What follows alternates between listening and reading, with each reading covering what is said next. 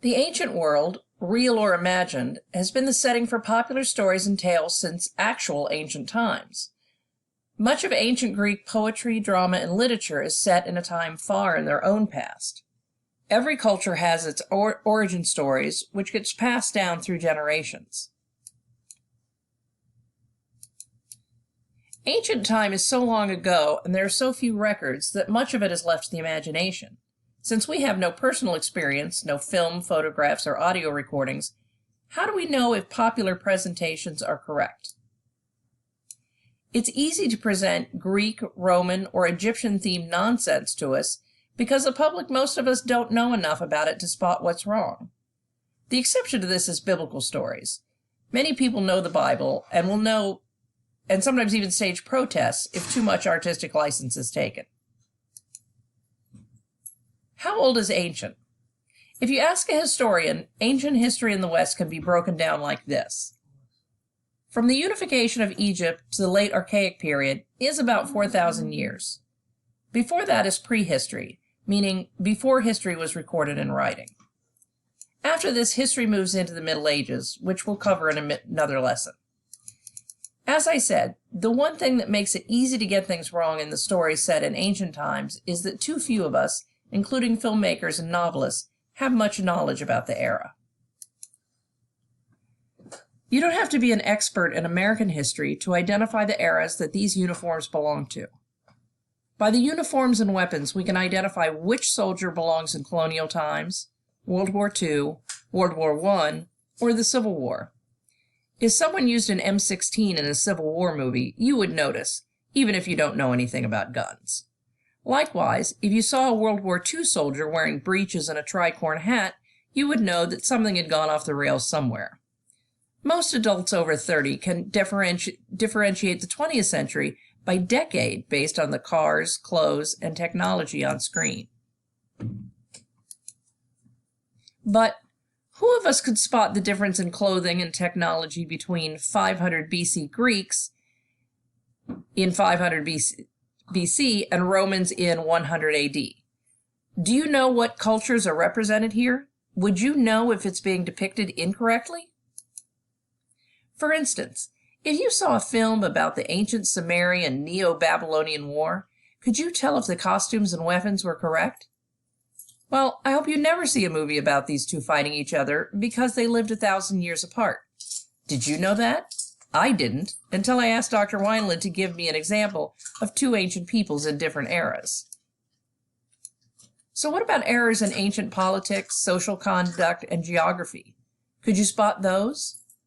It's easier to fool us with ancient tales. Time, geography, and cultures get conflated, combined, and condensed.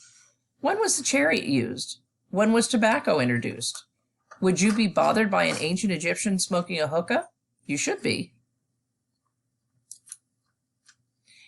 And where and when did warriors have to fight dragons to protect the kingdom?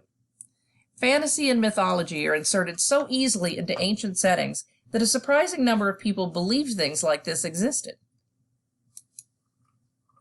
Fantasy is often set in an ancient-seeming world. However, Game of Thrones is not historical. Neither is Lord of the Rings. Be aware of any story involving fairies, elves, orcs, or dragons. They might not be historically accurate.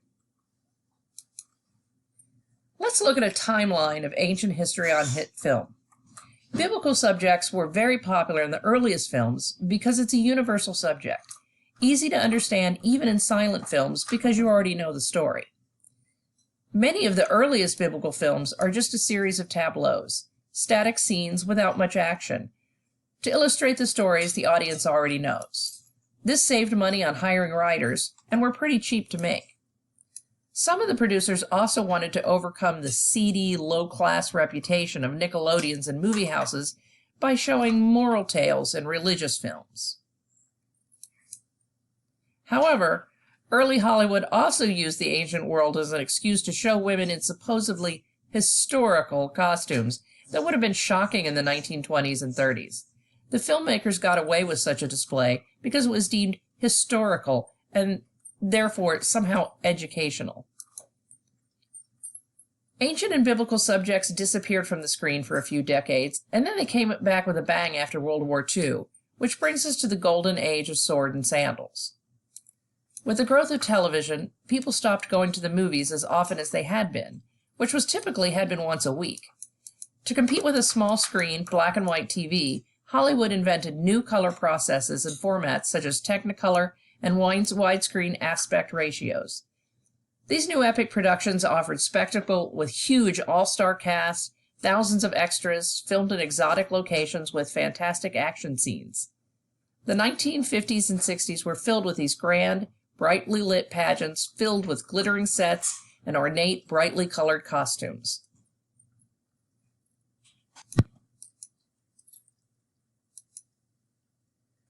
Remember, at this time there was no cable, no DVR, no internet. You couldn't just call up spectacle anytime you wanted. So for about 10 to 12 years, these biblical, quasi-biblical, Greek and Roman set films were very popular. They made a lot of money and they won a lot of awards. They also gave filmgoers an education in ancient history that was of questionable accuracy. Then came Cleopatra, which was a huge disaster. It took years to make, created several tabloid scandals, cost millions more than any other film, and also featured Cleopatra with a 1960s bouffant hairdo. By 1963, people were tired of these long, slow, stagey pageants. Audience had moved on to grittier, contemporary post-war cinema. So the golden age of swords and sandals came to a sudden, screeching halt. In the 1970s, there were a few hippie Jesus films, including Godspell, Jesus Christ Superstar, and Joseph and the Amazing Technicolor Dreamcoat, which told ancient stories in a modern pop culture style. But no one took them to be historically accurate. And then came Maximus. The success of Gladiator in 2000 sparked the return of the ancient epic. Dozens of ancient-themed films and TV shows were produced for the next 15 years. This time, the emphasis was on action and gritty realism rather than glossy glamour. Now crowds of thousands in ancient cities could be created with CGI. And again, Hollywood combined, confused, and rewrote history, or conflated reality and fantasy. At the same time, there was a rise in the new Christian cinema, both in theaters and on TV. Filmmakers discovered that there was an audience with an interest in accurate and historical biblical stories. On the whole, these films were much better both historically and biblically than what had come before. Except that Hollywood is not very good at sticking to facts for very long. Revisionist Bible films such as Noah tried getting on the bandwagon to attract Christians and action fans. But this version was not even remotely biblical, and so they lost the Christian audience, and the action fans weren't interested because they thought it was a Bible movie. Just like Cleopatra, Noah lost a lot of money and put an end to the big-budget biblical epics for a while. Russell Crowe effectively killed the market that he created. So here's some things to consider when doing your research. Should religious texts be treated as history? Is it right to adapt religious texts for entertainment? How much creative license is allowed? Do filmmakers and novelists have any obligation to historical accuracy? Do films like The 300 bring the story of the Spartans to a new generation? Or do they misrepresent history so far as to turn it into fantasy? And finally, can fictional stories set in ancient times be used to teach about history and culture?